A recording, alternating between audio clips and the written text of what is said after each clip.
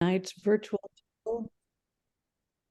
Good evening and welcome to tonight's virtual general election forum featuring candidates for Oak Harbor Mayor, Council Members Position 2 and 4, Oak Harbor School Board Positions 2, 3, 4, and 5, and North Whidbey Fire and Rescue Commissioner Position 1.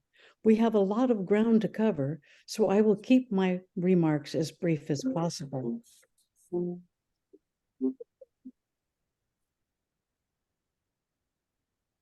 The forum is being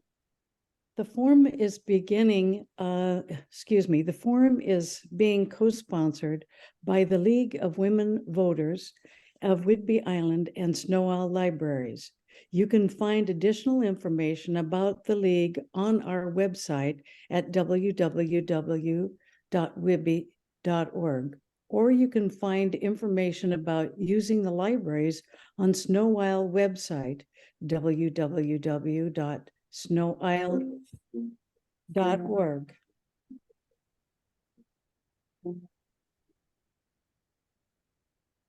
Our thanks to Snow Owl for aiding in the publicity of these events, including the production of eye-catching posters. The League of Women Voters is a non-profit, nonpartisan political organization that encourages informed and active participation in government. The League works to increase understanding of major public policy issues and influences public policy through education and advocacy. We endeavor to make democracy work by offering events like this, by registering voters, and much more. If you are interested in our work, join us. Go to our website at www.lwvwhidbey.org and become a member today. The library mission is to provide resources to the community for lifelong learning. Our partnership enables us to pool our resources to provide neutral and unbiased information to the public. Visit website www.snowl.org to learn about all their services. My name is Deborah Wright. I'm a member of the League of Women Voters, and I will be your moderator this evening. My fellow panelist, in addition to candidates, is Joanna Rones, a timekeeper. Our local League co-president, Carol Pulliam, is our Zoom platform manager, and Karen Bolstead provides additional technical support. Candidates will be introduced in the order they will appear on the voters' ballot. Tonight's forum will consist of 4 segments. First, we'll feature one of 2 candidates for North Whidbey Fire and Rescue Commissioner Position 1. The second will be Oak Harbor Mayor. The third will be candidates for Oak Harbor Council Positions 2 and 4. And finally, the Oak Harbor School Board Positions 2, 3, 4, and 5. Candidates for North Whidbey Fire and Rescue, Scott E. Jackson, will only be able to deliver a 2-minute statement because his opponent is not participating in this forum. The format for this evening will be standard Q&A. The questions have been selected in advance by our forum committee from those submitted by the League of Members and the public. None of the questions have been disclosed to the candidates prior to opening of this forum. The moderator will pose all questions. Each candidate will have an opportunity to answer all questions. The order of the candidates in respect to the questions has been determined in advance by the League organizers to ensure a random and fair sequence. The first responder to the question will have 90 seconds to answer. The remaining candidates will have 60 seconds to answer. The timekeeper will signal when time is up. Candidates will not pose questions of each other or engaged in personal attacks of other candidates during their responses. Each candidate will have 2 minutes for a closing statement. For further information about the candidates and to see their responses to a different set of questions, visit the League of Women Voters Washington website at www.vote411.org. This form is being recorded by the League. A link for viewing it will be posted on our website at www.LWV.Whidbey.org. No other recording is permitted. The League adheres strictly to the requirements of the FCC regarding use of recordings. Any use of the recording requires approval by the League of Women Voters Whidbey Island, and then with a caveat that it must be broadcast in its entirety. No candidate is allowed to edit or use the footage for campaign purposes. We will begin with a statement from the candidate for North Whidbey Fire and Rescue. Next, we will proceed with questions for Oak Harbor mayor candidates. When they have concluded with their closing statement, we will transition to the candidates for Oak Harbor council members 2 and 4, then followed by candidates for school board positions 2, 3, 4, and 5. So let's begin. North Whidbey Fire and Rescue is a fire protection district formed under Title 52 with a revised Code of Washington. As a fire district, NWFR is an independent municipal entity and not part of county or city government. The district is governed by a 3-member board of fire commissioners, each of whom serves a 6-year term. Candidate for North Whidbey and Fire Rescue Commissioner, Position 1, Scott E. Jackson, please provide your statement now.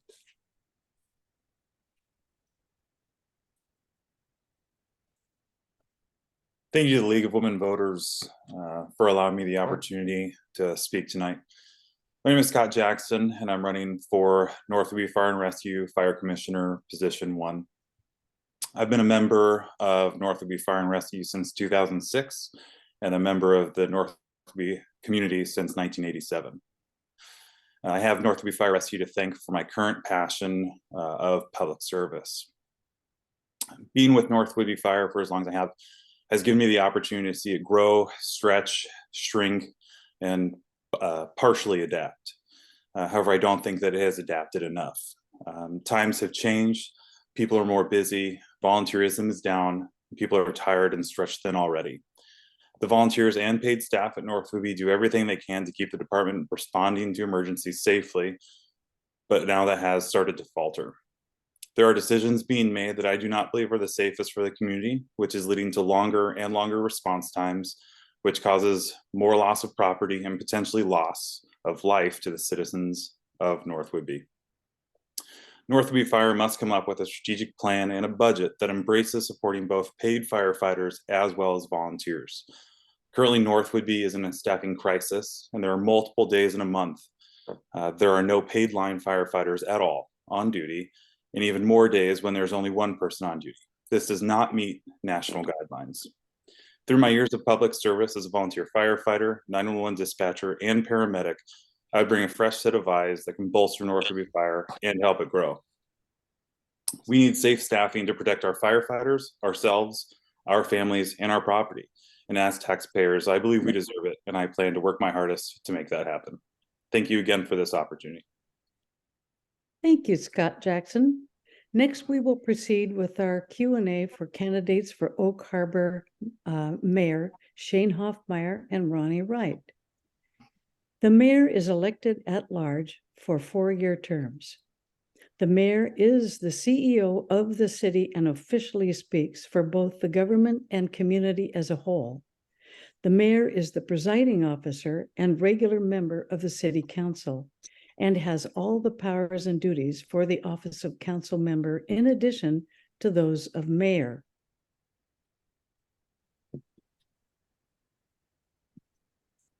Our 2 candidates are Shane Hoffmeyer and Ronnie Wright. Let's proceed with our questions. question number 1. If you could start an initiative as mayor, on what topic would you focus? And if Shane Hoffmeyer would respond with 90 seconds, please. Yeah, thank you. And thank you so much to the League of Women Voters. This is always one of my favorite events every year.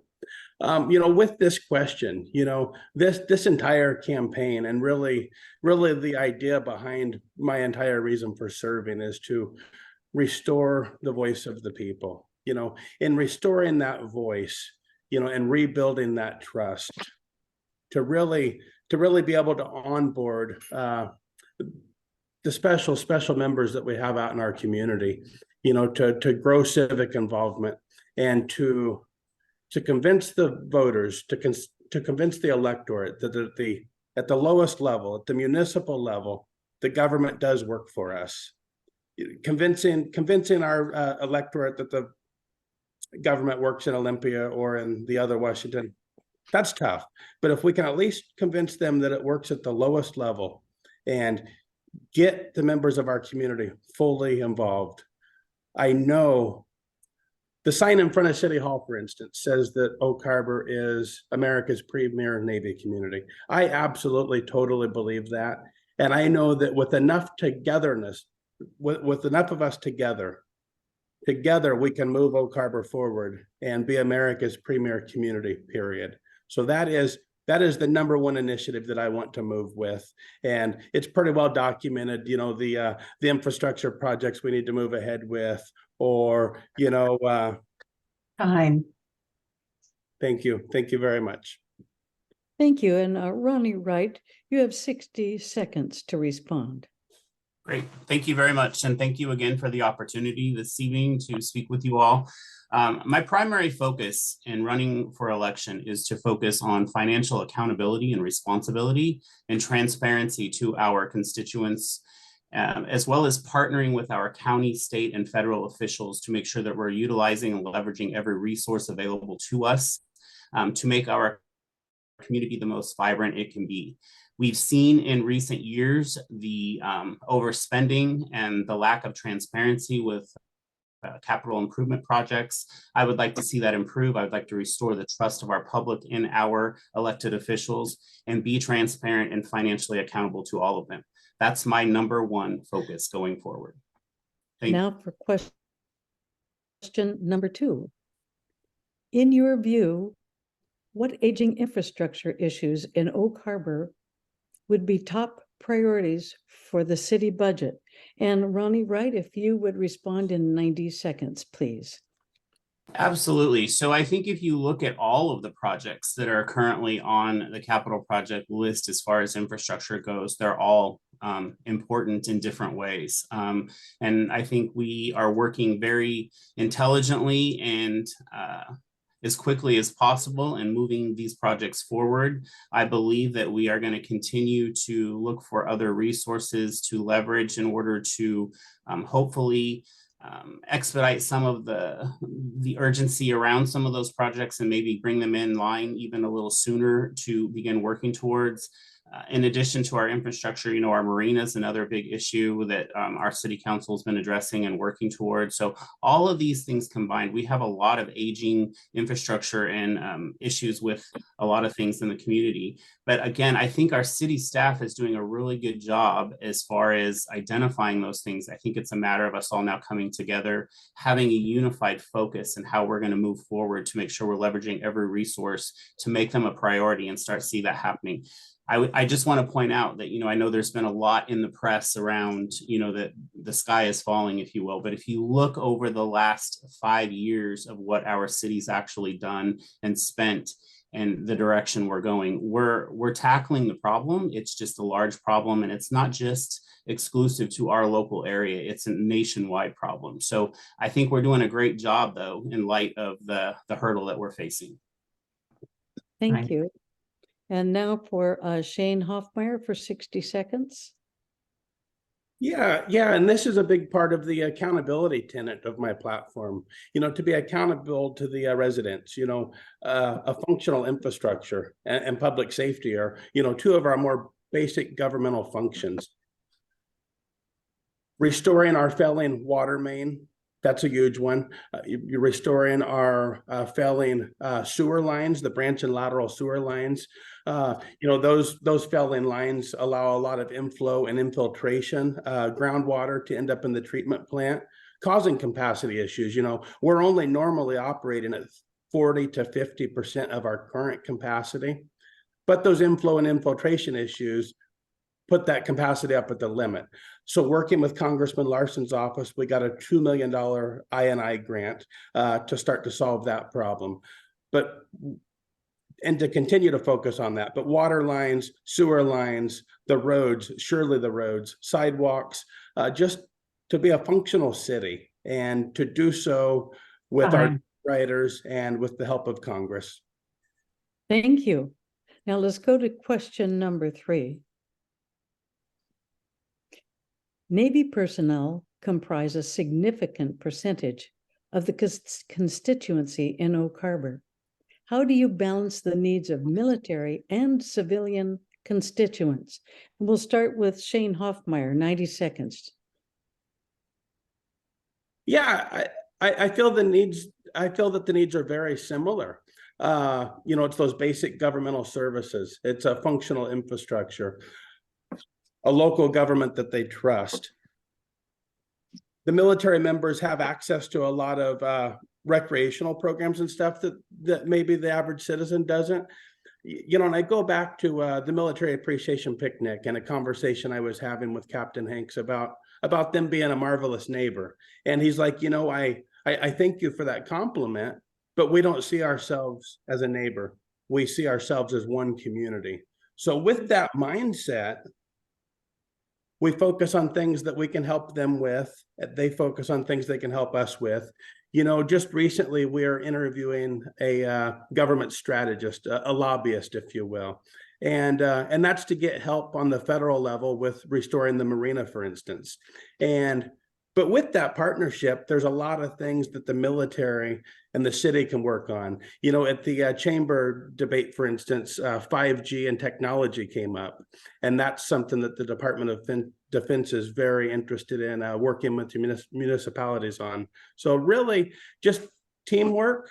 Teamwork makes the dream work, if you will. And to continue, our relationship is moving in the right direction with them. Our current mayor has done a wonderful job at that, and to continue growing that relationship. Fine. Thank you. And Ronnie, Wright, you have 60 seconds to respond. Great, thank you very much. So being a Navy veteran myself, this is something that's very near and dear to my heart. I've lived in this community since 1996 when the Navy brought me here, and I fell in love with this community and stayed here. The most important thing is making sure that the Navy has a voice at the table and that we're hearing them and what their needs are. And I think the biggest 2 needs for our Navy right now are affordable housing and education. Education is important to them. It matters, which is why I'm so invested and interested in these school board races. And it's also vital to our economic development and impact as we go forward. Education is the key to a better way and a better life. So that combined with affordable housing, we have a lot of folks that are military that are having to live over an hour away and commute into the island. That's not feasible to them. It's also not reasonable to expect people to do that, also given the jobs that they're already doing to defend our country and our freedom. So those would be the 2 main focuses, and just also making sure that they had a voice at the table and they understood that we were hearing them and that we were doing everything we could to address those concerns for them. Thank you. Now we'll move on to question 4. If elected, what would be your plans and a timeline for redevelopment of the marina, including reinstalling the float and the use of boatyard for revenue and job creation? And we'll start with Ronnie Wright for 90 seconds. Absolutely. So as you'll notice, this is one of the key areas that I feel like we have to focus on as a community. We spoke about this, or I shouldn't say we, I was at the city council meeting last night where city council members spoke about this and worked with the the advisory committees, and there were motions made and legislation passed last night that directly impacts the revenues for the marina going forward. Redevelopment and the maintenance and the dredging and everything, it is on the horizon. It is a long range plan. It's not something that's going to get accomplished in a very quick time frame. It's going to take time. You have to understand that with the marina and the current state that it's in, it's something that's not been addressed for many years, decades. And as a result of that, now we have some catching up to do. So we keep that on, on the top of the priority list, and we make sure that that is something that we're focusing on going forward. We also need to bring that marina into our community, into our downtown. And that way it opens up a lot for our economic development and our businesses downtown and what we have to offer. Right now, the marina is kind of an afterthought. We need to make this a destination community. And that happens by bringing our marina into our downtown community. So thank you. Thank you. And Shane Hoffmeyer, you have 60 seconds. Yeah, this has been a priority of current council. This has been a top priority of current council. Ronnie's right. This is something that had been neglected for a couple of decades. I was on the American Recovery Act committee on ARPA, and we were able to move $300,000 from that into a required feasibility study, a dredging study to be able to dredge. So the timeline there would be, we will have the marina dredged within the next 3 years. That's going to cost at least $10 million just to dredge it. But the infrastructure there is failing as well. And that's why we're onboarding this strategist to try to help us find federal money. When we went back to Washington, D.C., our city clerk used to work for the Port of Anacortes. And she knew that they had a relationship with the Army Corps. So when we went back to Washington, D.C., we met with the Army Corps of Engineers. And we learned that the channel coming into the marina isn't even currently a federally authorized channel or a federally recognized channel. Thank you. Need 10 more minutes on that one. Love you guys. Okay. Next, we have question number 5. How do city zoning regulations affect affordable housing, and what are your thoughts regarding these regulations? And we'll start with Shane Hoffmeyer for 90 seconds. City zoning does affect affordability. City zoning does affect the cost of building a unit, not nearly on the level that the state's requirements and regulations do. The state puts up a lot of barricades to affordable housing. And, that's something that as a council and as every city council around the state, that's something that has to be our legislative priority to Olympia, to continue to seek relief on that.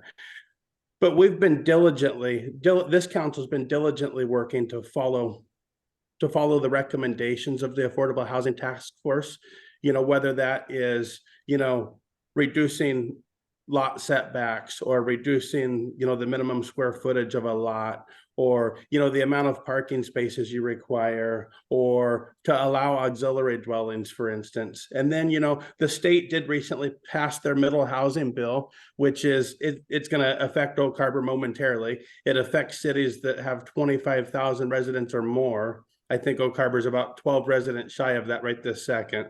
So the middle housing will affect us. We're working to put things in place such as multifamily tax exemptions and to be able to use multifamily tax credits. But density, following the UGA, following the state, increased density, and, looking to be able to annex certain parts of the city as well as we go out. And Time. Thank you. Next, we have Ronnie Wright for 60 seconds. Right. So I'm going to piggyback on what Shane has already said. And the biggest thing is zoning limits growth to build. Right. So we're working with various or internal entities as our departments, and there have been many discussions at council meetings. They're looking at incentive plans for developers. But again, we've got to look at how we're building and the way that our zones are currently written. We're unable to build up like we need to. So I think we're trying to address that. It's something that was talked about 4 or 5 weeks ago in a workshop, and then it's set to come back and readdress. So again, these are things that are in the works. There are things that are being addressed, and they're recognized by every department head and city staff person that is tasked with this. We definitely need to be doing more to leverage every kind of resource we can with our state and federal officials to relax legislation around this. Yeah. Thank you, Ronnie. Right. We have a question number 5. How do city zoning regulate? Oh, we just did that one. Question number 6, I'm sorry. Construction of new buildings and retrofitting of existing buildings fall under your influence as an elected official. What specifically do you plan to do to make a difference in the area of climate change? We'll start with Ronnie Wright for 90 seconds. Well, I don't have a lot to tell you that I'm going to do with respect to climate change. I would need to do some research there, as well as rely on my department heads. What I can tell you, what I will do for construction of new buildings, retrofitting of the existing buildings. I do want to see a new streamlined process within our city hall and make it more customer service friendly and available to our developers and builders, so that they feel like they are able to get something accomplished in a reasonable time frame. We had a mayor before, and Mayor Cohen, that implemented one-stop shopping, if you will, came in and everything was available on a day. They could walk through basically and get everything addressed. I would even go as far as to make sure that my name and contact information were on any of the permit paperwork or things necessary for them to reach out if they felt they weren't getting the service they needed from our city staff. But I don't believe that would be the case. I think it's more about just making things more logistically efficient for them to maneuver through the process. I think that that's the number one thing I've heard from individuals or individual developers and builders that are experiencing frustration and problems. So I would like to see that improve a lot. And that's what I would do initially. And then with respect to the climate change area, I would have to rely on some expert advice from those individuals, because I just don't have that expertise. Okay, thank you. And Shane Hoffmeyer, you have 60 seconds. Yeah, I too would say, the climate change part isn't necessarily my expertise. There is a current school board member that had reached out to me a couple of times on this, and it was, hey, after the election, hey, Bob, I would really like to talk to you about some of this. I think there are some areas here where you can tie this to affordability as well, though. There are government programs out there for impoverished communities, for instance, to where there are government grants, to install an electric heat pump, for instance. So that would save the homeowner or the contractor money on that install, but also, it would save on that utility bill forever and ultimately help with climate change. So I know there are some government programs out there where we can help facilitate those, by help connect them to the right place, to put on our website or to have in our planning department, hey, these are the solar panel programs out there. These are the heat pump programs out there. I think it's one of those things where you can get a lot further with honey than vinegar. Fine. Thank you. I want to thank you, Ronnie Wright and Shane Hoffmeyer. We have an opportunity for your closing statements. You each have 2 minutes. And let me see where I am here. And we'll start with Shane Hoffmeyer. Yeah, thank you again. Thank you. An extensive background in management and administrative positions is what originally led me to elected office. I've always heard politics described as the thankless job, but my experience has been the exact opposite. The voters of Oak Harbor are extremely gracious, and they invigorate me. I worked ceaselessly to restore the voice many Oak Harbor citizens feel they had lost in previous administrations. My focus has been fiercely advocating for the community. This often comes in the form of prioritizing affordability and basing my actions on how it will directly affect every citizen. Their best interest is always at the forefront of my mind.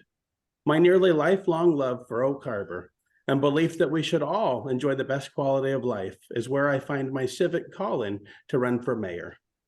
Looking out for our amazing city and its citizens is and always has been my utmost priority. The representation of our citizenry cannot be something that ceases in council chambers. Representing the needs of our community is what this entire campaign has been about. Focusing on the community's needs and sticking to the high road. Despite the failure of my opponent's campaign to do so, is something that I believe Oak Harbor will always be proud of. I'm taking my work ethic, elected experience, dedication, and proven track record to the citizens of Oak Harbor and asking for your vote yet again in my run for mayor of Oak Harbor. Let me wrap up tonight by posing a question to each of you. Do you seek an affordable future? Do you seek accountability from your city government? Do you seek a more livable community? I do. If you believe like I do that this is achievable, then join with me. Please elect me your next mayor of Oak Harbor.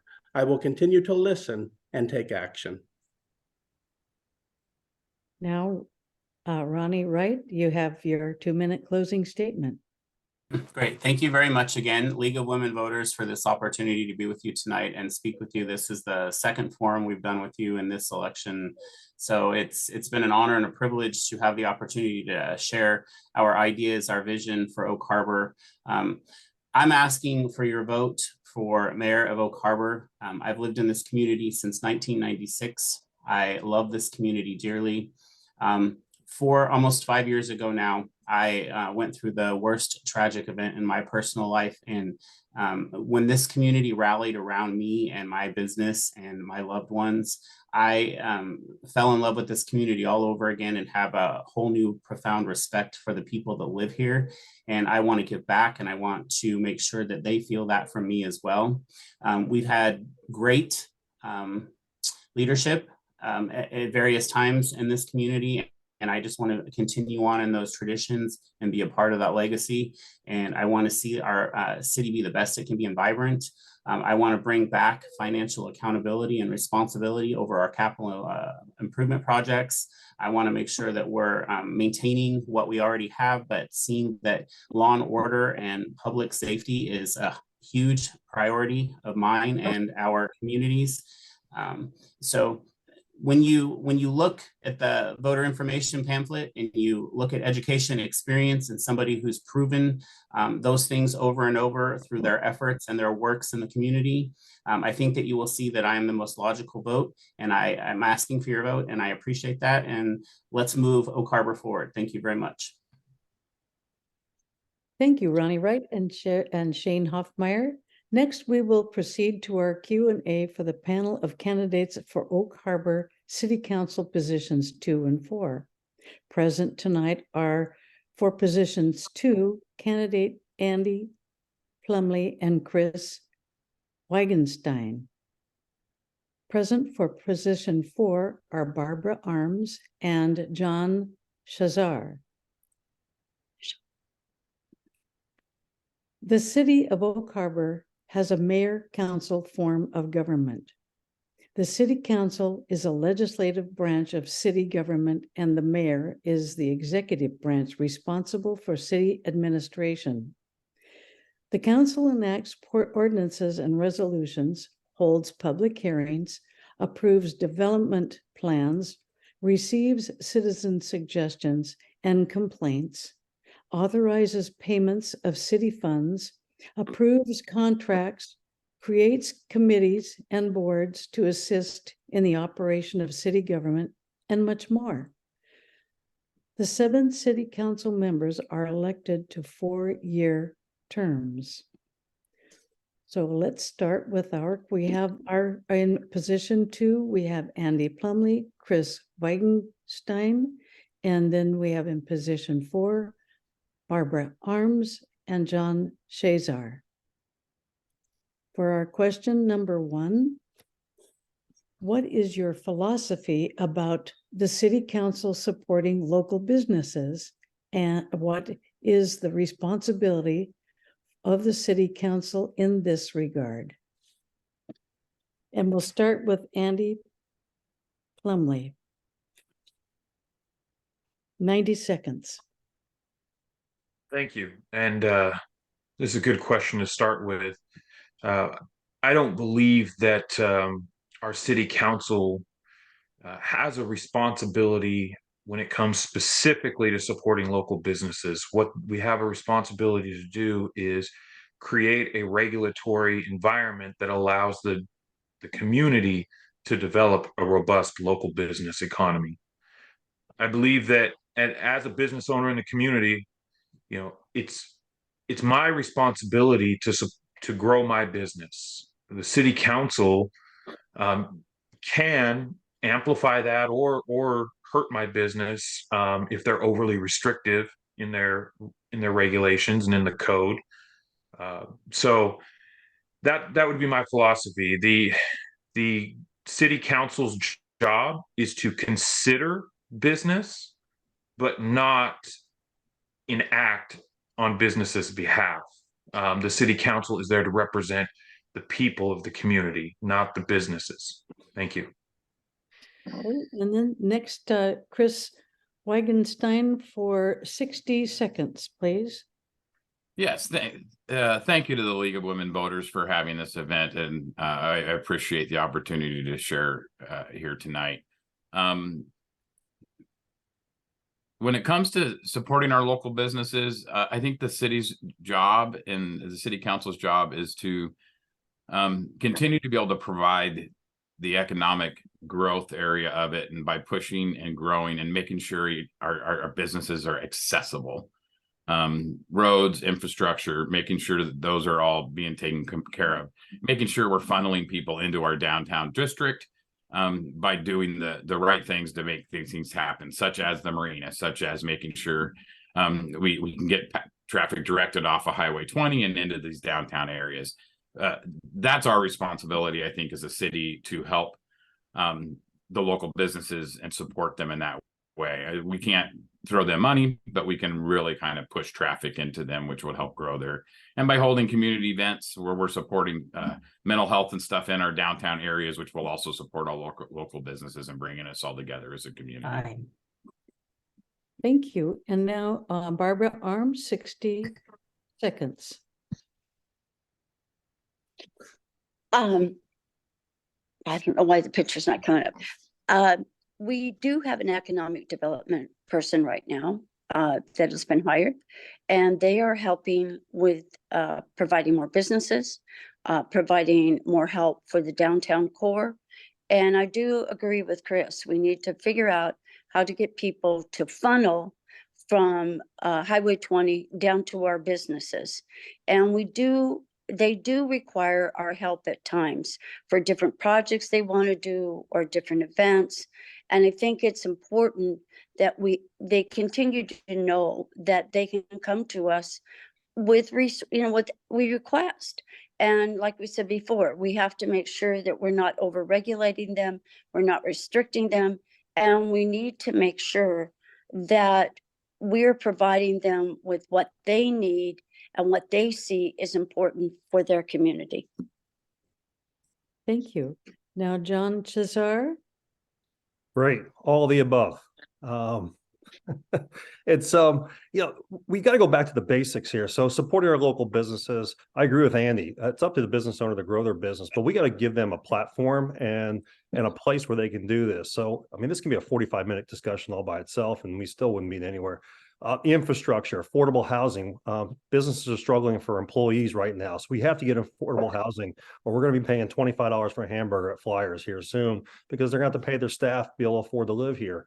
The roadways, the sewer systems. We got to get the infrastructure, and then most important to my heart is the making us a destination. How do we lower our taxes? Get someone else to pay them for us. So bring tourism in, let them generate sales tax and let them take the burden off the local citizens by doing this. We need a gateway. We need to expand the marina. We got to tie it to downtown. We have to make us a destination, not a pass through just to get the Deception Pass, period. Aye. Thank you. Let's go to question number 2. Are there any city departments that you believe need to be reconfigured or thought about differently? And we'll start with Barbara Arms for 90 seconds. You know, I don't think, I think most of our city workers, infrastructure, people that work there do a fabulous job. I don't see that we really need to reconfigure it. You know, I have been amazed at the new park director, at the public works director, our financial department, our city administrator. All the people that work there are fabulous and they do a great job and they do know what they're doing. And I think that we need to keep encouraging them and keep promoting them with the more education, more skills that they like to do, to make them feel like they are providing the best they can for all the citizens of the community. Thank you. And John Chazar, 60 seconds. Sure. The departments of the city are doing a wonderful job. They're maximizing every penny they get to make this place a better place to live, play, and work. Having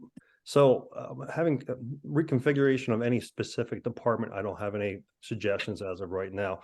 My biggest suggestion right now is the city council and the mayor are now looking at switching to a city manager position versus a city administrator, bringing somebody in that will take over a lot of the duties of the mayor and the city council by having vision and growing the city and bringing to the council, instead of implementing what the council brings to them, bring to the council ideas of how do we make this place a better place to live, play, and work. And so I believe that we're at a cusp right now where we move on with the city manager position and we bring in someone strong that will lead us into the future and make this a great place to live, play, and work. Thank you. Now, Andy Plumley, you have 60 seconds.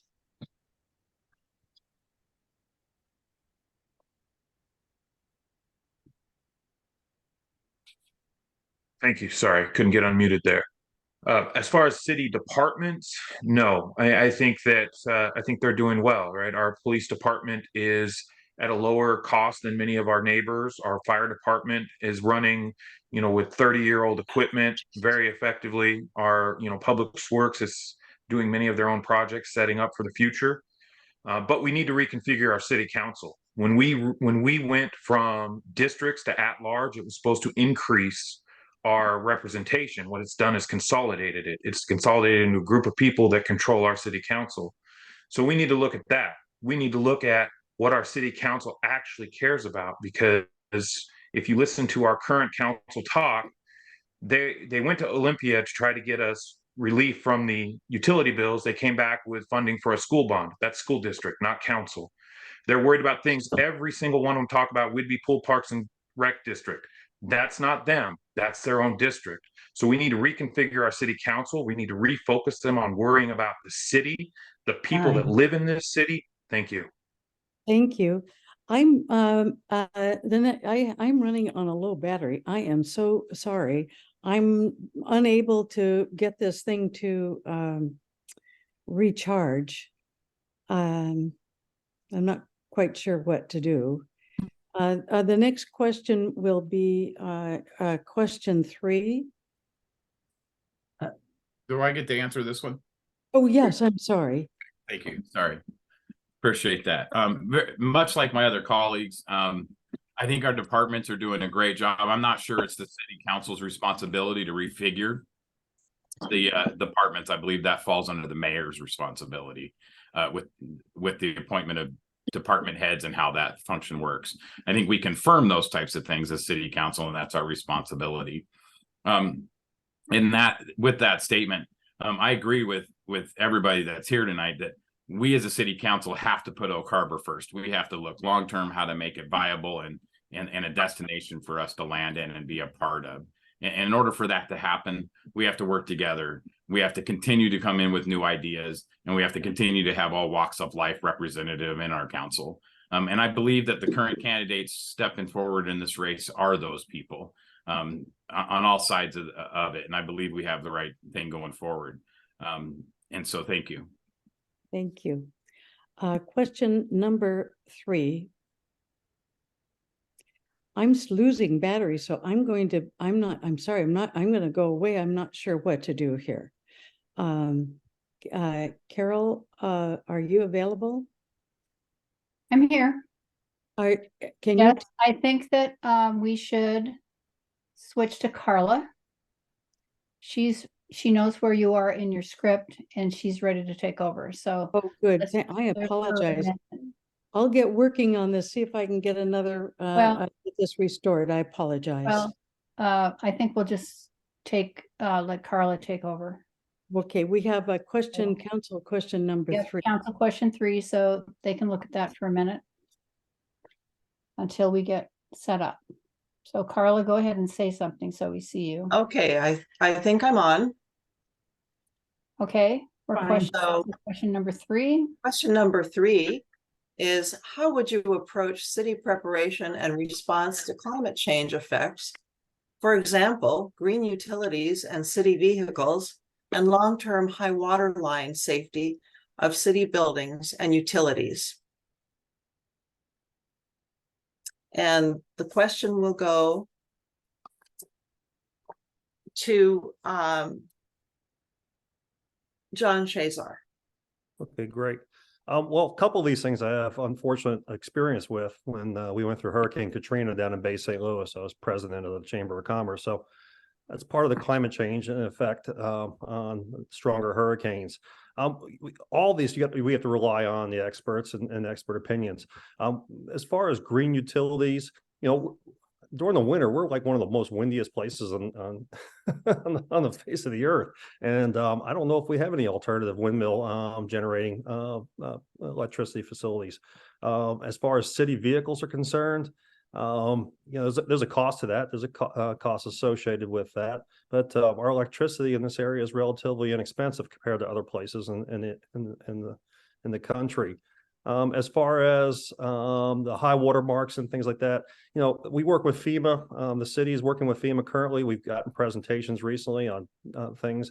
I believe that as we move forward, we build above those recommended water heights by FEMA guidelines, and we maintain our rating for flood insurance from those standpoints. So we have to rely on the experts for this, and that's it. Thank you. Thank you.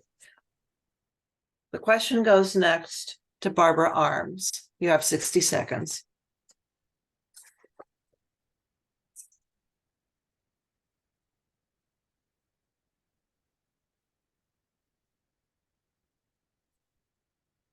Is Barbara Arms? She seems to have left.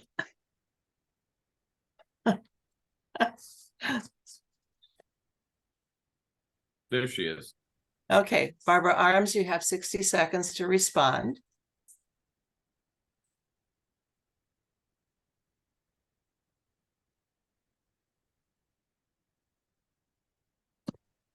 Could you repeat the question? Because it kept going in and out and I couldn't hear it. I'm sorry.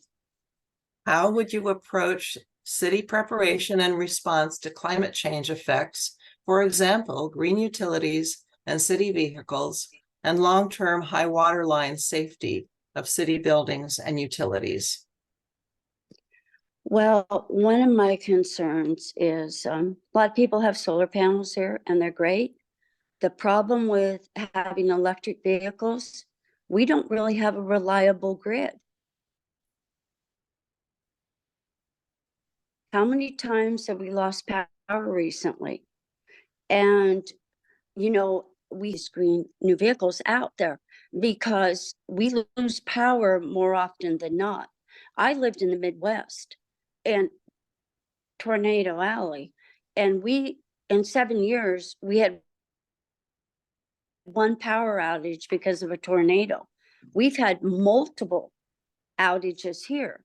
So that's my greatest concern is, yeah, that'd be great, but we have to make sure that we have the infrastructure to be able to maintain them in a case of an emergency, to make sure everything's fully charged. And as far as the water line, a lot of that, the Shoreline Management Act, they are addressing the logs and everything that's going on there. And that's what the Parks Department's doing. Time. Thank you. The question goes next to Chris Wigenstein. Yeah, thank you. I'm not an expert in this field. I'm a mental health counselor. I can work with that really well and could help you in that regards all day long. So I would defer to the experts in this regard. I would also be very concerned about our infrastructure and whether it could handle a large increase real rapidly to green vehicles and city vehicles. I know that we're gradually working in that direction as we replace things. I know that there's a federal mandate as well that starts to happen and take place, and I know that we have to keep up on it. So part of that responsibility is to figure out and to make sure that we can be sustainable in those power outages with these said type of vehicles as well. And I think we keep working with the Corps of Engineers and FEMA, like John said, to ensure that our residents and building owners along the coastline are protected, and what we can do to continue to protect those along the high water marks. Thank you. Thank you. And now to Andy Plumley. You have 60 seconds. Thank you. So one of the things about climate change is we already recognize and prepare that we should be planning for what are known as climate chaotic events, natural disasters that we've not seen before as a result of the changes that have already taken place. Washington State is a leader in green utilities, but we can do more. One of the challenges, city vehicles, we need gas, diesel powered vehicles, because in an emergency, we are not going to be able to tap into an electronic grid. We need to understand that. We also need to understand that as we put in many of these green initiatives, they come at a great cost right now, and they will be in direct conflict with affordable housing. So we're going to have to look at that. Overall, we need to focus on being preservationists, not environmentalists. We have to give people a way to live in the way that creates the least amount of impact on our community. We also have to understand that your daily driver isn't what's causing the issues. Private jets, factories, those are much bigger emitters. We need to get our numbers right. We've heard many people tonight say they're not experts. We need numbers. We need emissions. Thank you. Thank you very much. We're going to move now to question number 4. In your view, has the city adequately planned for future increased traffic around the hillside property housing development near Highway 20, Safeway, and Walmart? What approach should be implemented to avoid worsened traffic bottleneck? And the question will go first to Andy Plumley. You have 90 seconds. So in short, no, I don't believe that we've adequately planned for that. I don't think we have any diversions, opportunities for people to travel other routes if they're not going down that way. I also think that we are not properly routing traffic down to Pioneer, where we say we want to build our economy. We say we want to have small businesses, but we're not sending traffic down that way. If we're not sending traffic down to Pioneer, we're not sending traffic down to our marina. We're building that area to be a thoroughfare to go north or south and bypass us completely. So I think we do need much better planning, but the traffic that we plan to go through that area needs to have a plan to take it into the areas of Oak Harbor where people are going to come visit us, spend their tourist dollars with us, and help us bolster our economy. I don't think either the traffic pattern or the economic impact of doing it properly has been considered by our council. Thank you. Thank you. The question goes next to Chris Wigenstein.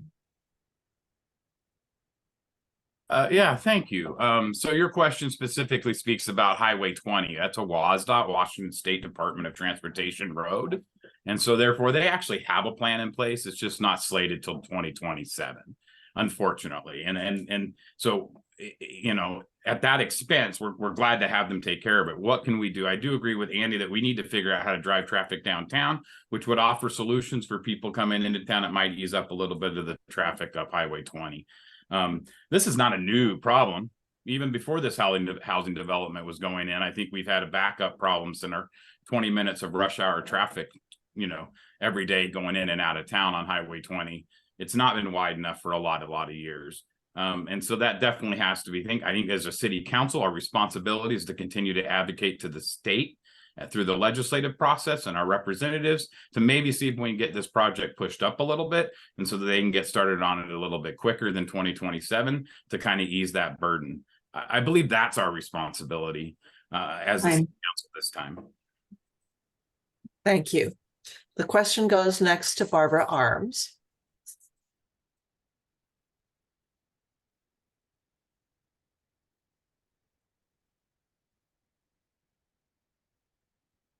Barbara Arms, are you there?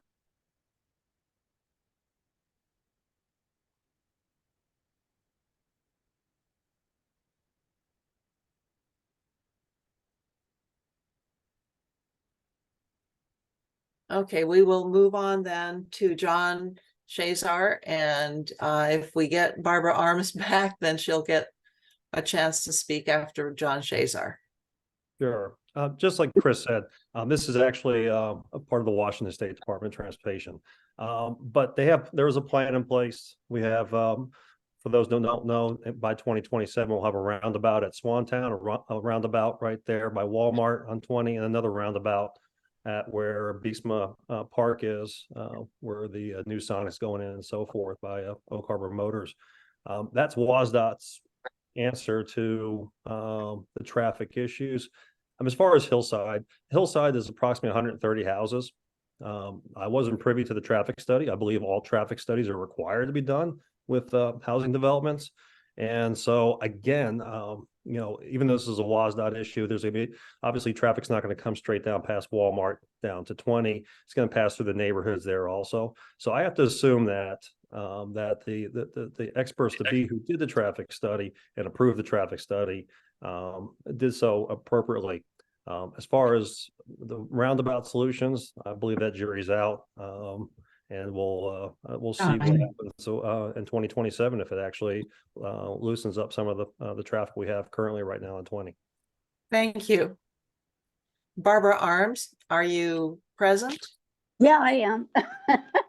I don't know why it keeps cutting out. Can you hear me? Yes, we can hear you. Okay. Yeah, traffic has been a problem for a long time, and I do agree. You know, Highway 20 is the Washington Department of Transportation's issue. We need to work with them.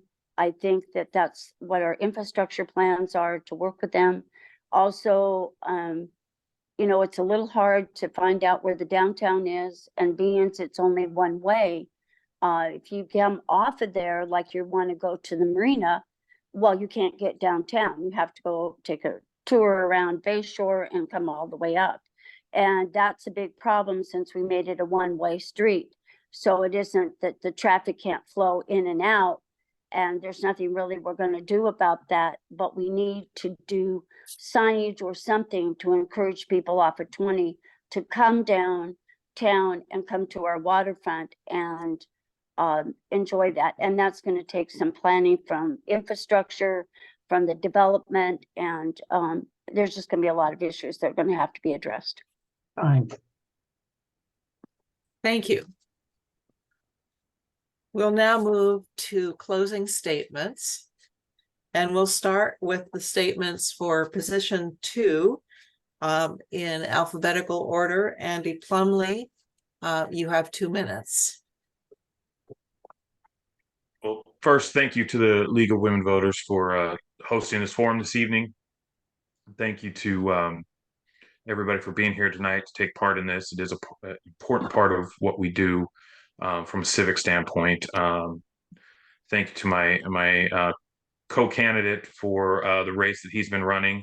Hopefully, you know, at the end of this, we can still part as friends. I know it's my goal. I think that, you know, the city for a long time has kind of just waited their time out, but the community is not wanting that anymore. We need to bring our businesses back. We need to bring trades back. We need to refocus on creating a source of revenue for our community that allows people to buy homes and live where they work. We need to do things. We need to improve on the medical services that are provided so people aren't having to go off island, especially our lower income families. And there's a lot of work to get done. There's a lot of work to get done rebuilding the trust with the community, because right now the community does not trust our city council. The community does not believe our council has been transparent, and the community feels like they have not been heard or represented by the people sitting at that dais. So I'm hoping that I have shown you enough this evening and in past forums about where I stand and what I hope to help contribute to the future of our community, and that you will vote for me. Thank you. Thank you. Next, we will hear from Chris Wigenstein. Yes, thank you again to the League of Women Voters for hosting this wonderful forum. Again, it's our second one in this campaign and race, and truly blessed to be a part of this process and the process of leadership within our community. I come from a history of Whidbey Island. I've considered it my home since 1975. My family's been here before I was born in the late 50s. And all of my family, aunts and uncles and my parents and my grandparents were community members and servants to our community, both in their professional and their personal lives. And I aspire to be just an inkling of what they are. That brings me to why I'm here. I'm here because I love Oak Harbor. I love the youth of Oak Harbor. I love the elderly of Oak Harbor, and I love everybody in between. And I want to make sure they have a quality place to live. And I want to bring a perspective that we're thinking about from the mental health side of the world, because of the crisis we're dealing in not only our own community, but in the U.S. and worldwide as well. Mental health is a need that needs to be addressed, and it needs to be addressed as a community and not just left alone and whatnot. We need to destigmatize suicide and what mental health really is. And we can do that as a community together. Bringing community together will increase our mental health. Those are just a few of those things. I believe I can bring this representation and speak from this passion and heart of mine and represent Oak Harbor and the people of Oak Harbor in that manner. And that's why I seek their vote today. Thank you. Thank you. Now for position 4, we will start with Barbara Arms.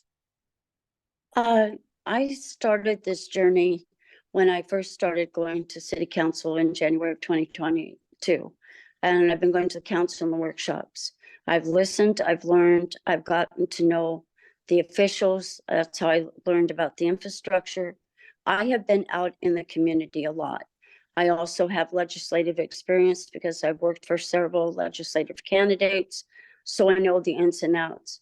But most of all, I've been in the community, and I heard their needs, and I heard that they're not happy with a lot of things. They've disengaged, and they're not really understanding who we are. And I think I bring the everyday citizen, and that's who I am. And I bring the same concerns that they have, that I have. And that's why I'm running for this. And I thank you again for having this forum, and I really appreciate it. And thank you so much. Thank you. And now John Chazar. Sure. Well, I want to echo everyone's compliments for hosting this forum. It's an important avenue for us to get our word out to the community. And I also believe that nobody on this city council candidates is doing this for the money. We're doing this because we have a love for the city and our community of Oak Harbor. And I also want to thank the fellow candidates for running a very respectful campaign for the last 4 to 6 months. You know, my family and I feel very lucky to call Oak Harbor home. Since moving here in 2018, I've worked as a substitute teacher for the Oak Harbor School District, and I also serve on the Oak Harbor Planning Commission. Before I retired, I used to manage hotels and casinos across the country.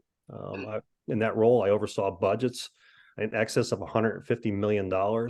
And I had teams of over 1,000 people. And I believe that my past experience puts me in a position to manage your hard-earned tax dollars wisely, encourage input from the community and especially from our business community, and to hold those in our administration accountable. We need to give them goals, and we need to hold them accountable to those goals. And for that, I humbly ask for your vote for Oak Harbor City Council, and thank you again. Thank you. I want to thank all candidates for position 2, Andy Plumley and Chris Wigenstein, and for position 4, Barbara Arms and John Shazar. We're now going to move on to the Q&A for the panel of candidates for Oak Harbor School Board. The Washington School Board standards provide a common framework for school board governance for local school boards and directors. One set of standards addresses the school board's leadership role in governing and includes responsible governance, expectations for student learning, conditions for student and staff success, accountability, and community engagement. The other addresses professional standards for individual school directors and includes values and ethical behavior, leadership, communication, growth, and learning and accountability. Directors serve 4-year terms.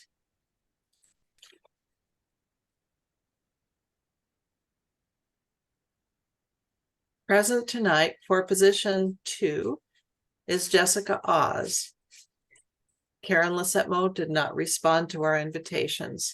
For position 3, Josh McLean and Fred Wilmot.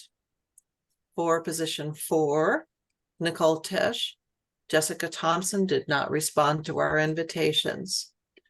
For position 5, Sharon Jensen and Will Smith. We'll begin with question number 1. Do you think civics classes should be emphasized more in public schools? And what programs and courses would you recommend the school district emphasize or eliminate? And we'll start with position 3, Fred Wilmot.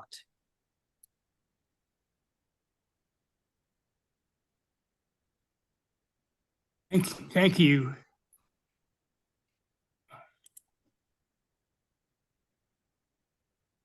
Sorry, I just lost the screen here. Okay. Yes, I certainly think that civics classes should be emphasized more in public schools. And going along with that, really starts in elementary school, where we're having a problem with the 3 R's, especially reading, and that carries on right through the school years up through high school. We've seen high schoolers arriving reading on a 5th grade level. So we really need to emphasize and put more time into reading, STEM and art in the elementary schools. And that means that we should de-emphasize some of the indoctrinal courses that have been inserted, which really are divisive and should be handled at home. But just basically, there's only so much teaching time in the year, and we can't afford to devote time to that area when we need to put it into reading. So that's the primary area that we need to emphasize, and the other to eliminate.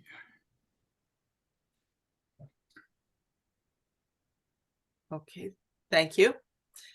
The question goes next to Josh McLean.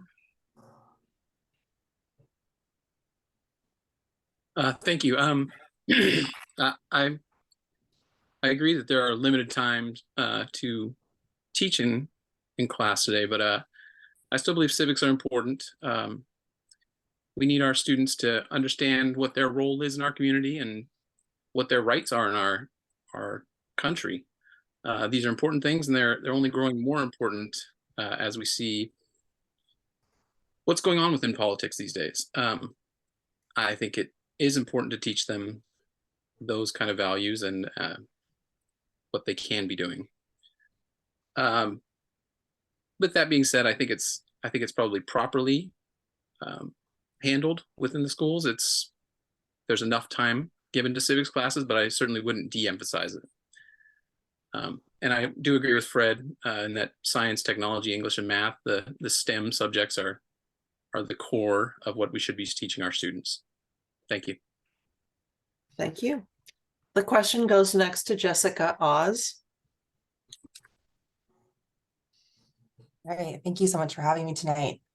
I do think that civics classes are incredibly important. Our students need to understand how our government works, how they can be involved in our government. And I love that our students have the opportunity through ASB classes to be able to practice that government structure in their schools, and continuing that education and having a full understanding of how our government works from a federal to a local level is essential, because many of these youth will be our next leaders and they need to understand how that works.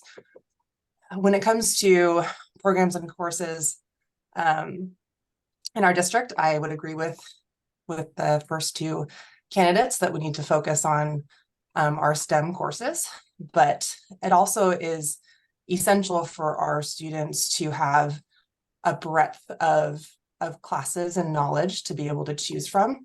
A lot of our students come to school for a specific course that they really enjoy that maybe are outside of those STEM classes, but that bring them to school. So I think it's really important to have a breadth. Thank you. Next, in position 5, we'll go to Will Smith. Thank you, League of Women Voters, for having us again. Civics, absolutely important.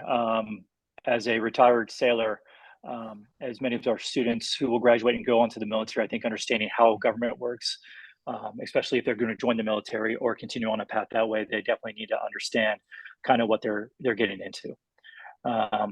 But going on to courses and programs to emphasize or eliminate, I think elimination of courses is actually probably a step in the wrong direction, but emphasizing other courses, making available more AP and honors and other type of maybe CTE courses. I know we've mentioned STEM a lot, but other CTE courses, I know we have a great culinary program in our high school, but maybe pushing that down maybe to elementary or to middle schools, or providing those opportunities at an earlier age to maybe get some of those trades involved with them is another idea or another approach as well, because I think we do a great job at a lot of things, but showing that at an earlier age might also help our students come to school and be successful in the future.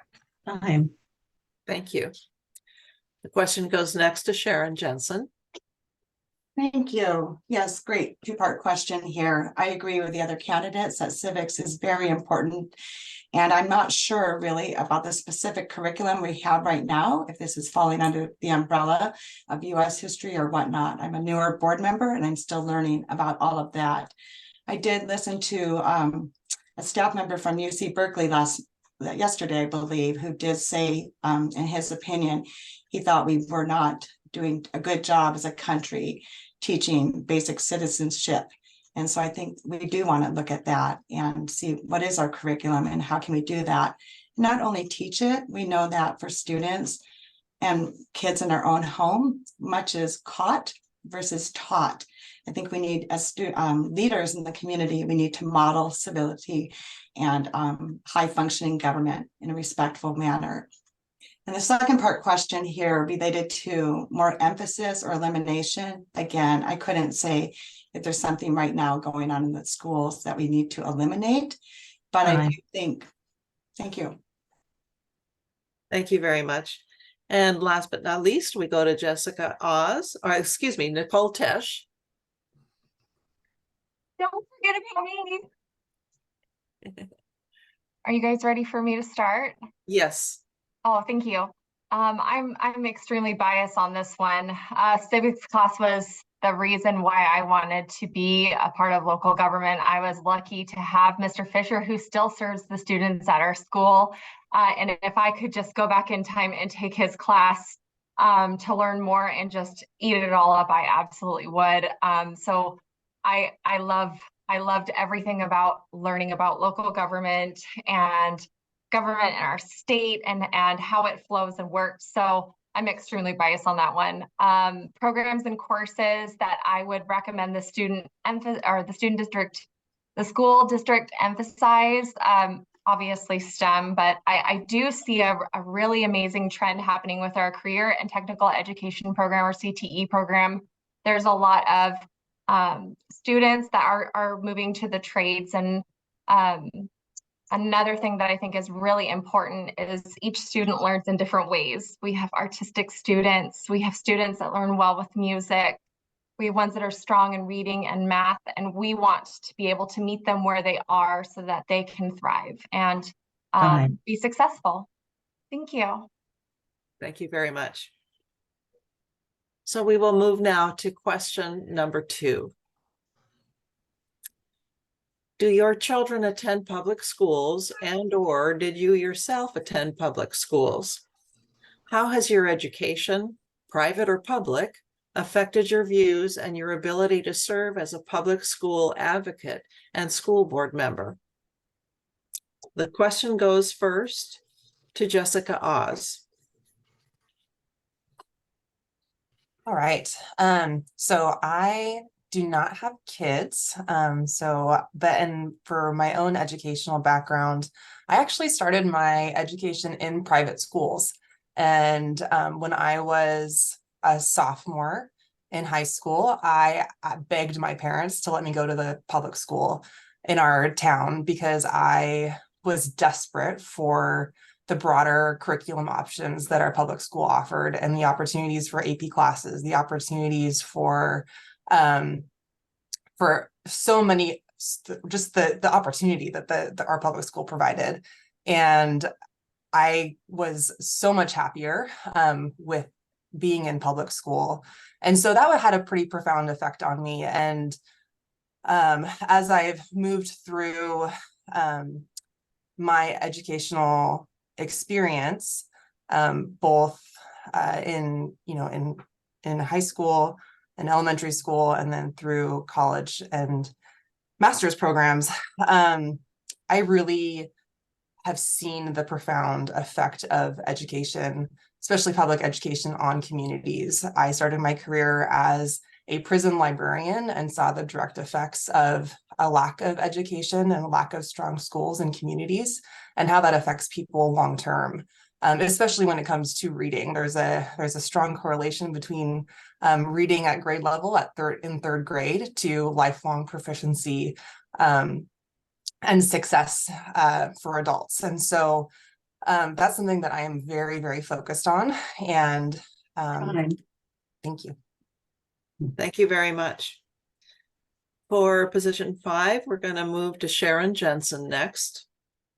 Thank you. Yes, I do have 4 grown adult daughters, all who attended schools in the public sector, except with the exception of a couple of years. And about half of their years were spent here in Oak Harbor, and they were a great experience for our family. And I myself as well attended public schools and went to the University of Washington for college.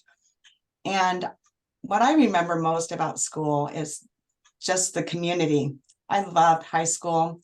I really respected my teachers, and not only what I learned, but what they modeled, and opportunities to participate in the after school activities, if you will, which I think is highly important for all students, that we have those things.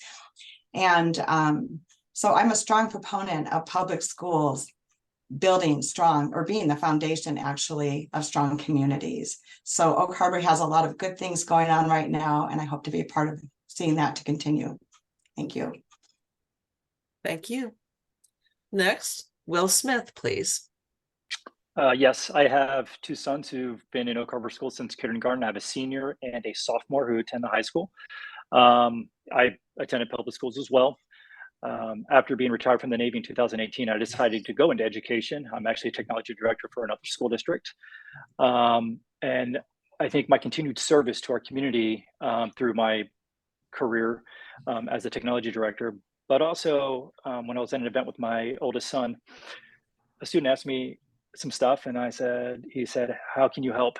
And I didn't know at the time until now. So I'm running for school board because of that student and some of their other conversations they were having at an event I was able to attend with my son. So my ability to serve public education is to serve our students and their families, and then our staff, and then our community, because our students, like everybody has said already, they are our future leaders. And I think giving them the opportunity and letting them know somebody truly cares for them in this role will hopefully be able to make them lifelong learners and want to realize that, hey, people do care for us. Thank you. Next, for position 4, Nicole Tesh. Lost my mouse there. Sorry about that. Well, I am a proud mama of 5 kids. Our kiddos' ages are 19, 13, 12 today, 9 and 7. So my kiddos attend 3 different schools in the district. I attended Oak Harbor High School, and I was also one of the first 4 students who did the Running Start program in the school. My husband's father and my husband's grandfather dating back all the way to 1934 in Oak Harbor Public Schools. So we are extremely proud Wildcats. My dad was retired military.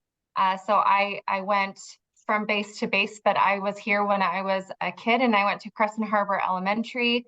And we just knew that this is the community that we wanted to live and raise our family. Public schools have been,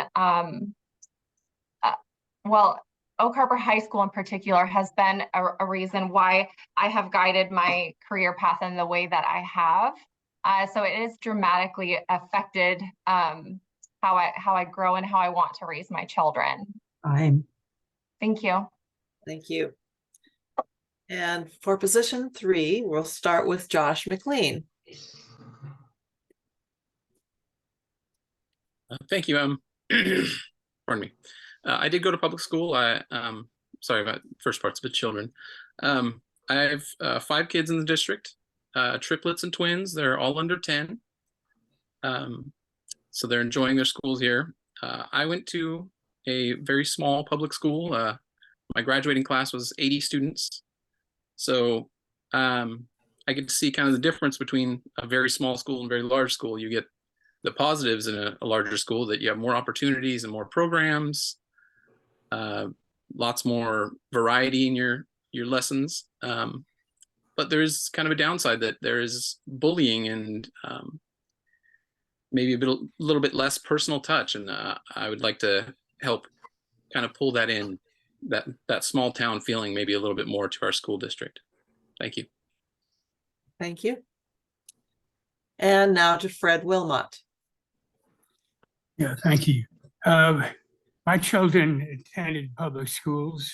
They started out with here in Washington, in Oak Harbor, and then because we were a Navy family, got uprooted and went to Japan, where they went to the Department of Defense Dependent School in Yokosuka, and from there to Virginia. All the public schools were good, and certainly I recommend having your children go through the public schools as long as they continue to do a good job. I have some concerns about what's going on nationally. The U.S. has dropped further in the world pecking order of education to somewhere around 17. The ACT scores this year were the lowest in over 30 years. And in our own Oak Harbor system, 1/3 of the students are not proficient for the grade. I'm sorry. Thank you. Your time is up. Okay, thank you. Okay, so now we will move to question number 3. How should the school district respond to climate change with regard to green utilities, vehicles and buildings, and also curriculum content educating students about the topic? And we'll begin this cycle with position number 5, and Sharon Jensen, please. You have 90 seconds. Thank you. This is a very good question, and it's very timely as the board has just established goals for the new upcoming year for both of ourselves, and also our superintendent has established goals. But related to responsible governance, we have a goal of establishing a student-led work group to identify the sustainability goals that they would like to bring to the school board for recommendation. And so that is the step that we've taken, and we're looking forward to seeing what they will bring back. I will say the budget is a big concern right now, and we don't have all the resources we would like to put towards things outside of the biggest expense, of course, which is staffing our payroll. And so this gives us a little bit of constraint that we're working with, but we're looking forward to working with the students and the administration to address this. And also, again, related to the curriculum content, this, as I've served for 8 months, and if I get a chance to continue to serve, I want to look more closely at some of our curriculum to see what is contained or what is missing, and work with the staff and the administration and to see if we need to make some changes. So thank you. Thank you. The question goes next to Will Smith. Thank you for this question. I kind of want to say, speak to what Sharon said as well when it comes to budgeting. Going green with utilities, vehicles, and buildings comes at a cost. I think we definitely need to tighten in our budget, look, kind of see where that's at, and push forward towards that. And I know other candidates have mentioned tonight is also get with the experts. A school board member might not know everything about how to get the best green vehicles or utilities. So we have to rely on outside sources to provide us with a better education. Use the facilities manager through the school district, as well as other schools, see what they're modeling, and try to understand how to better our community.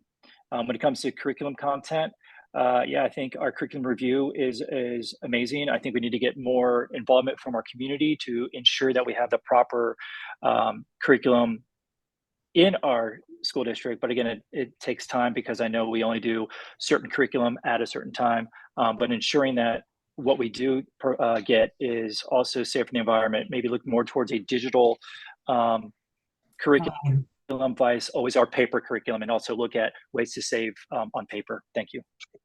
Thank you. For position 4, Nicole Tush, please.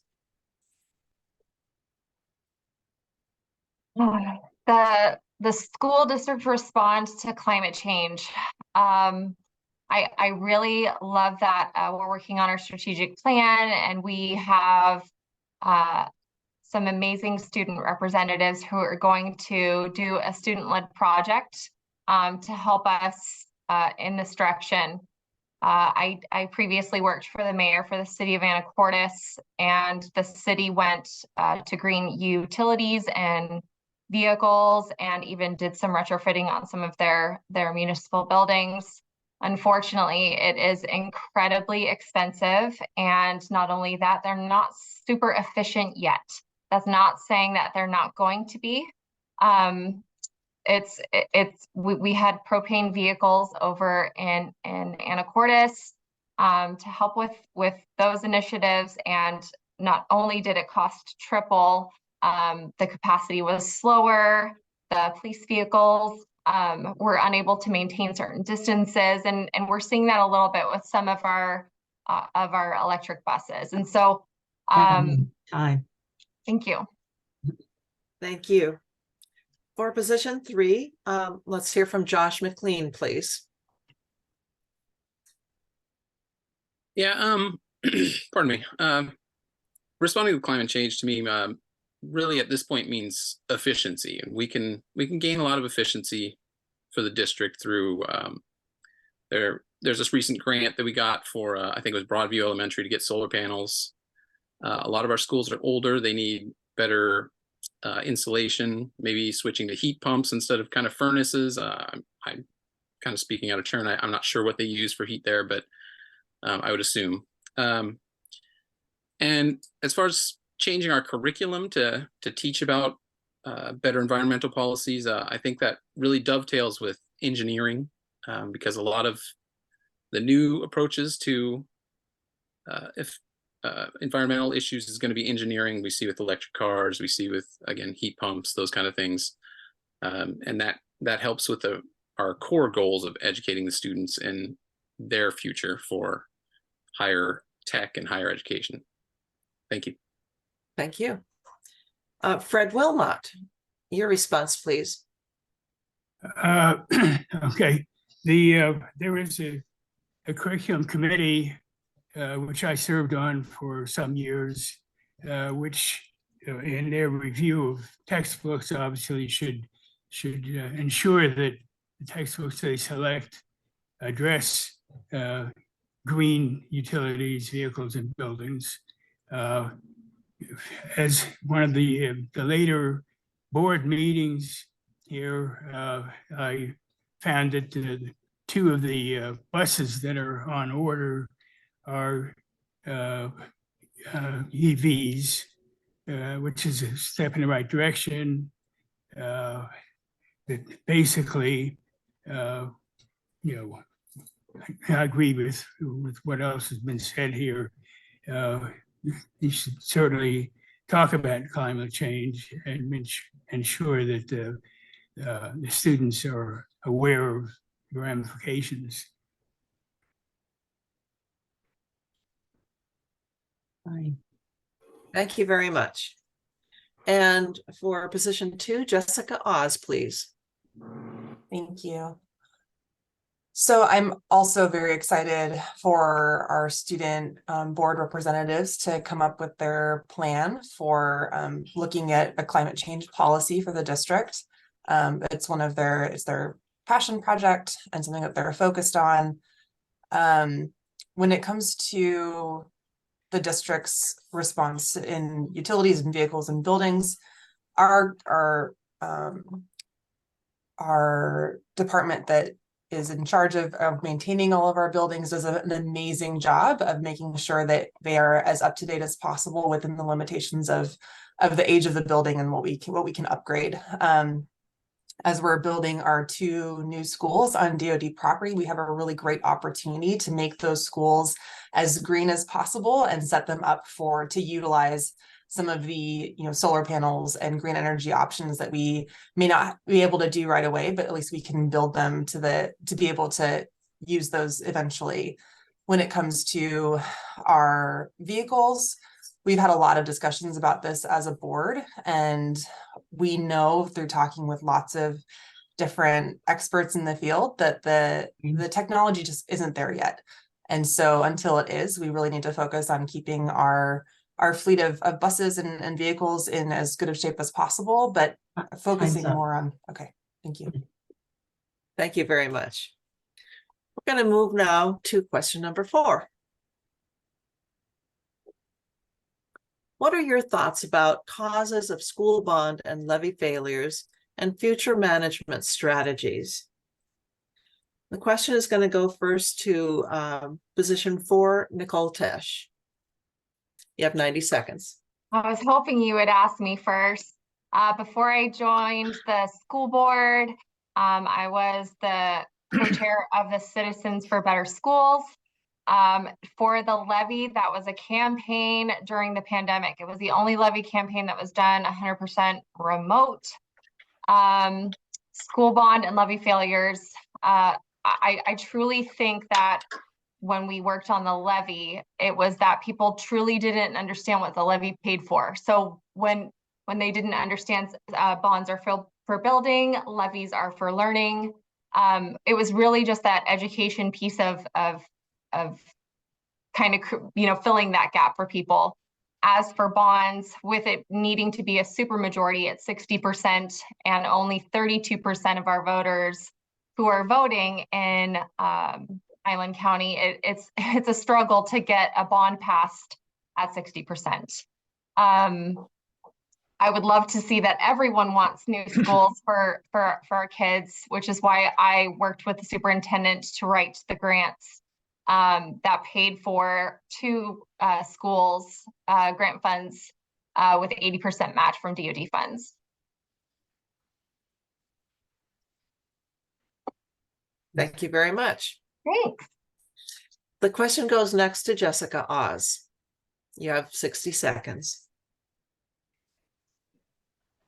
I agree with Nikki that a lot of the reasons for school bonds and levies not passing is a lack of community awareness and education. And we did a really good job on our last bond to improve that communication and that education. And we increased our percentage of yes votes by 10%, which is pretty huge. We came very close to passing our last bond, but we were doing that in our first bond attempt, and our second came right out of COVID. There was still is, I think, quite a bit of community mistrust, and so we're really working hard in our strategies for our strategic planning and moving forward to really engage our community in those discussions and rebuild that community trust and transparency and awareness of the real issues that are affecting our district and the importance of bonds and levies for the future. Fine. Thank you. The question goes next in position 5, Will Smith, please. Thank you for this question. The other 2 candidates said it pretty close to how I agree as well. I think that the trust is kind of lost from our community. I also think we're asking our community for a lot. As you know, the economy is not doing so well for any of us right now, and asking for these taxes, the bonds and the levies coming out of our families, local families here, it's a challenge, but providing better education and a transparent budget and understanding exactly where that money goes and how it goes is something we have to do. I've personally gone through a levy in my position right now. We passed it 2 years ago, but again, it was very clean on how we did it. I provided information to our community members, our board, and everybody, and that's what we have to do. We have to be as transparent as possible and know where every penny is going towards and how it's going to benefit our students and our future. And I think that's one of the key elements. It has to benefit our students. And if we can get our community understanding that, I think we'll see a little bit more success. Thank you. Thank you. Sharon Jensen, your turn, please. Thank you for the question. I would like to tell everybody that Washington is one of 11 states that requires a supermajority of 60%. And a while back, I had the idea of, why don't we go for advocating for a 55% vote? And I believe at a recent board meeting, one of our members shared that is being considered in our state legislature. And I think that would be very favorable and helpful to pass the bonds, especially. And so I am so proud. I don't impress easily, but our new superintendent and their communication department, I think, has done an excellent job to want to engage the community with the state of the school events, DPAC that we have, different forums we have, listening to community members. In fact, right after the failure of the bond, they put out a poll to the community to get that immediate feedback. And they're considering what can we do differently and how can we pull the community members in more to have it be successful in the future. So I'm so proud. And then in the spring this year, they put out a colorful flyer showing, where does your money go? What is it? Where does it come from? What does it pay for? And we do have a levy expiring. It's that time? Yes. Thank you. Thank you. The question goes next for position 3, Fred Wilmot. Thank you.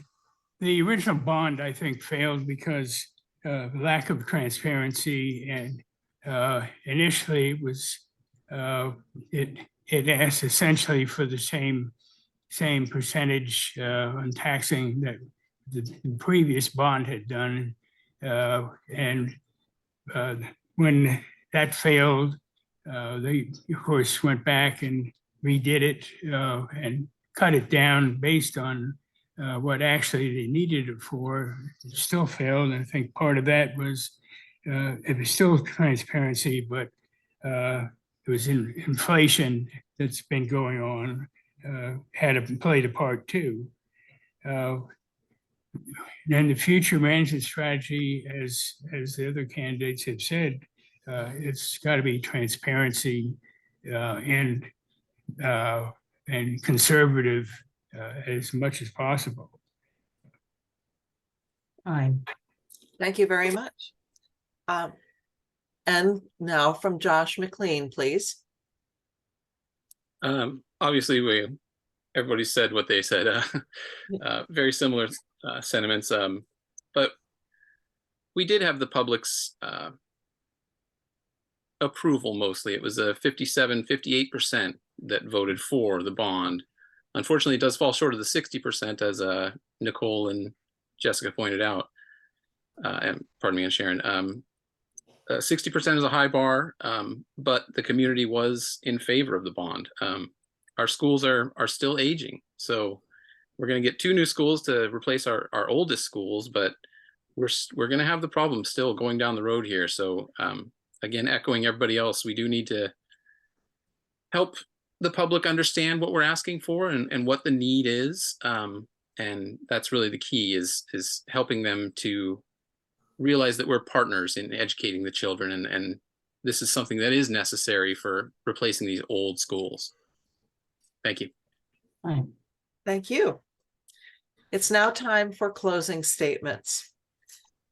So we'll begin with position 2, Jessica Oz. You have 2 minutes. All right. Thank you again to the League of Women Voters for hosting this forum. It's been a privilege to be a part of this both this year and previously when I ran in 2019.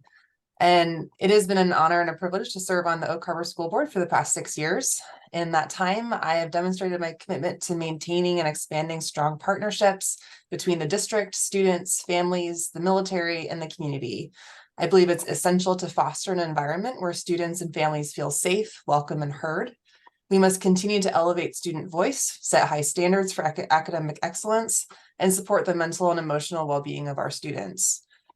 I am very proud of the ever-expanding opportunities the Oak Harbor School District provides students to prepare them for success after high school, especially our robust CTE, career and technical education programs, our phenomenal JROTC program, and our rigorous college readiness options. We still have a great deal of work ahead of us, including navigating the long-term challenges of the COVID-19 pandemic, overseeing the construction of 2 new elementary schools, which were made possible through the 80% grant through the DoD and the efforts of our 10 district legislators to secure those matching state funds, and supporting staff and students through necessary budget reductions. I appreciate the trust placed in me by the community over the past 6 years and look forward to continuing to serve for another term. Thanks so much. Thank you. Next, we'll hear from Josh McLean. Thank you to the League of Women Voters for holding this valuable forum for us. I will be honored to represent you and your children in shaping the future of our school district administration. My family put down roots in Oak Harbor 7 years ago, where our triplets and twins are thriving in elementary school. I moved here to be near family, which has been in this community for 25 years. My local family has teachers, social workers, and Navy employees. Several of my relatives graduated from Oak Harbor schools. I'm wholeheartedly invested in the future of our Oak Harbor schools. The district faces several critical challenges, though, including a decreased operating budget, the need to bring children up to speed, and new school construction. Our nearly 6,000 students include our military families, which are a unique community that deserves special attention. I look forward to finding innovative solutions within our budget without compromising the excellence of our teachers and staff or the opportunities for our children.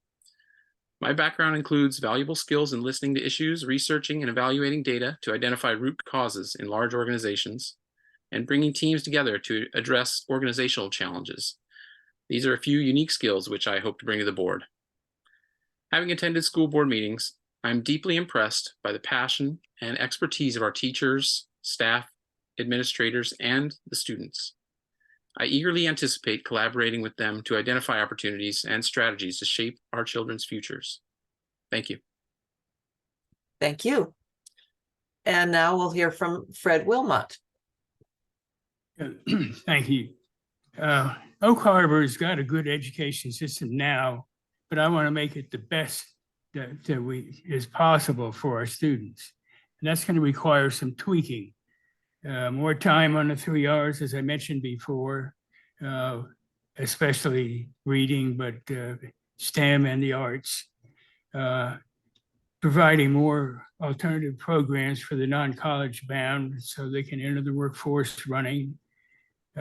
Modifying the budget to include child psychologists to deal with students' depression. There was a study done recently that said 75% of the students admitted to being depressed.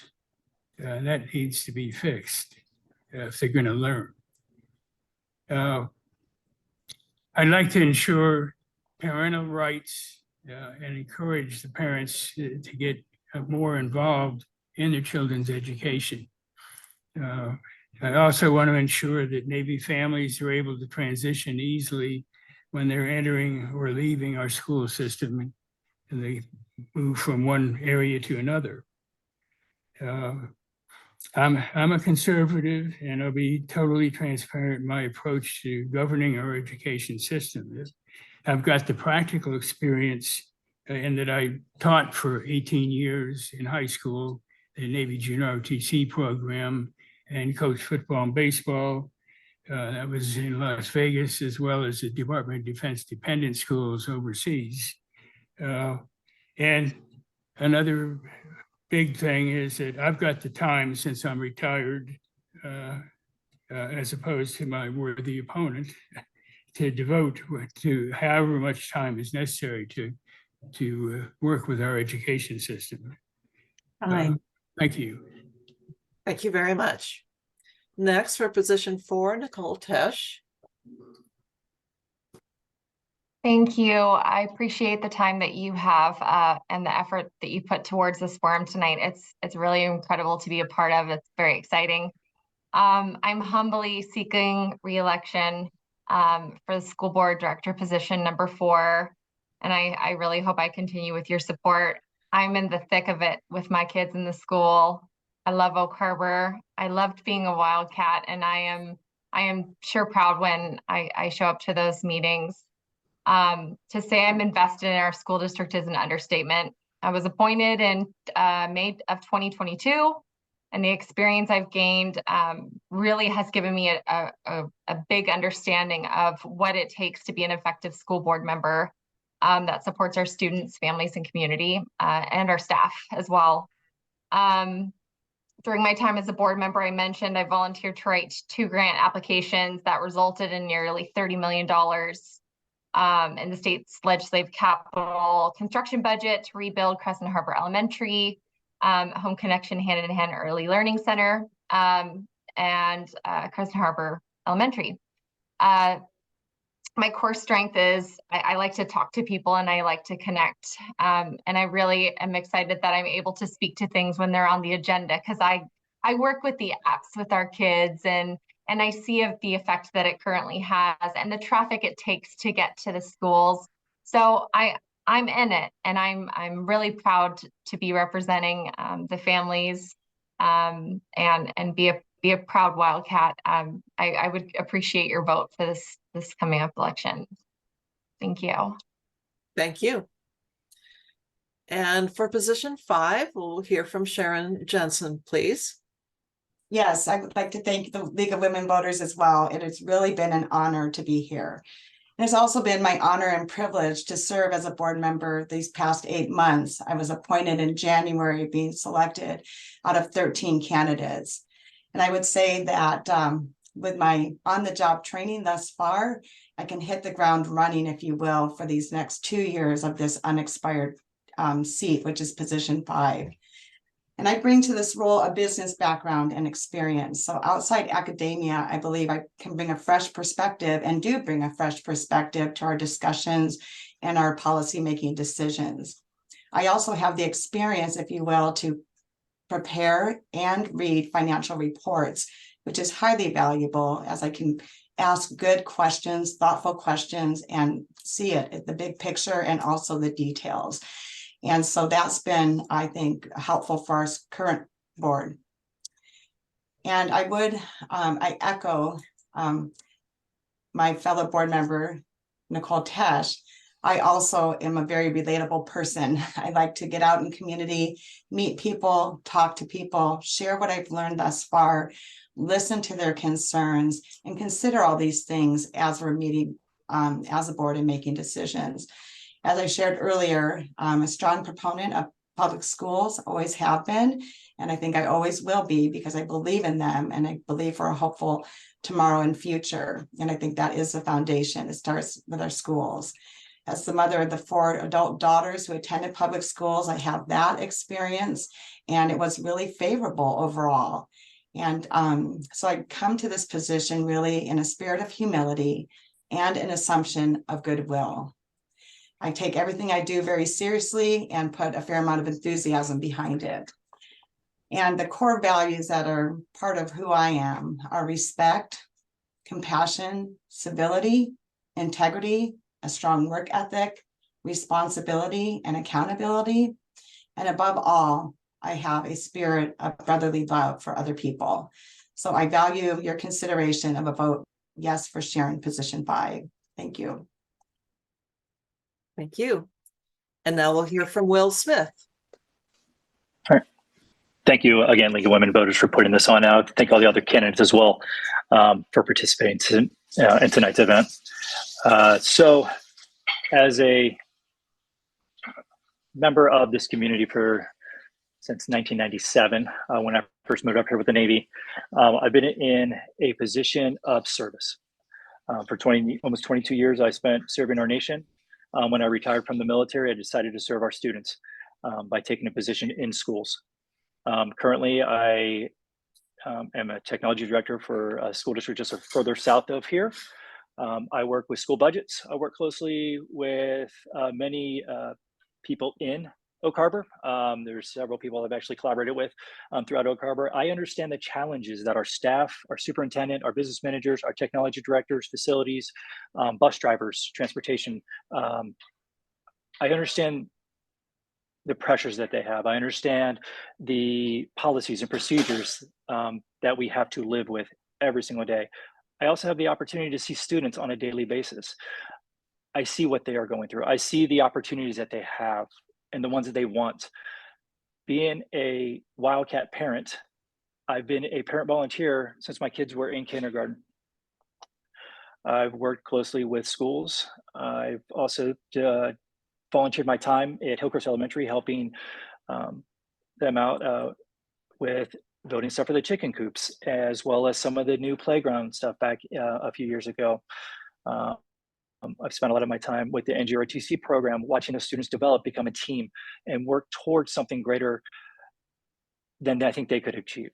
And that's why I'm running for school board. I'm running for school board for student success, not my own. Our success as board directors is our student success. If we provide them the opportunities, if we provide them with the teachers and the staff and the buildings, if we're able to ensure that the policies that we make and we're in charge of benefit them first, then our community will see where everything is going for our district. Thank you again. Thank you very much. Thank you, Oak Harbor School Board candidates. Position 2, Jessica Oz. Position 3, Josh McLean and Fred Wilmot. Position 4, Nicole Tesh. And position 5, Sharon Jensen and Will Smith. That concludes our questions for this evening. Thank you all for attending this event. I also want to thank the members of the committee for all their contributions to make these virtual events possible. And a huge thank you to Carol Pulliam, our platform manager, our timekeeper, Joanna Rooms, and our behind the scenes recording technology person, Karen Bolstad. It takes a team to make these events work.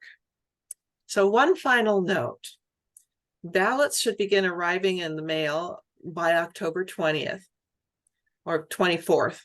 If you haven't received a ballot by October 27th at the latest, contact the auditor's office at 360-679-7366. If you choose to mail your ballot, remember that your ballot must be postmarked on or before November 7th. There are also secure drop boxes located throughout the county where you can drop off your ballot and to find one located near you, you can go to elections@islandcountywa.gov. If you or someone you know has not yet registered to vote, you can register online until October 30th or in person at the auditor's office up to and by 8 p.m. on election day, November 7th. Good night and be well.